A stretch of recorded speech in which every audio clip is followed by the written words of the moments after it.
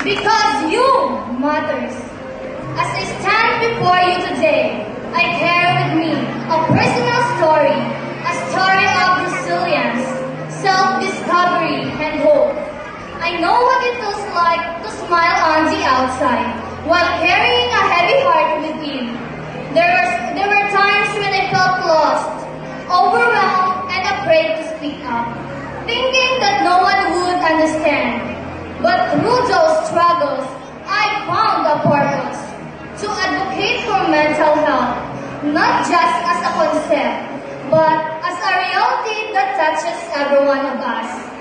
Mental health is deeply personal to me because I know how vital it is to feel seen, heard, and supported. There were moments when I doubted my strength, but I learned that acknowledging our struggles is not a weakness. It is the first step towards healing. It was through seeking help, opening up to trusted people, and embracing self-love that I began to rebuild myself. This journey has taught me that mental health is as important as physical health. It has reminded me that we are not alone in our battles. As a youth and as a Linay Campi Aksubag, I want to use my voice to break the stigma surrounding mental health. I want to encourage everyone, especially the youth, to speak their truth, to seek support, and embrace their truth, and embrace ourselves that we began to rebuild this. We are stronger when we stand together. My advocacy is not just about raising awareness.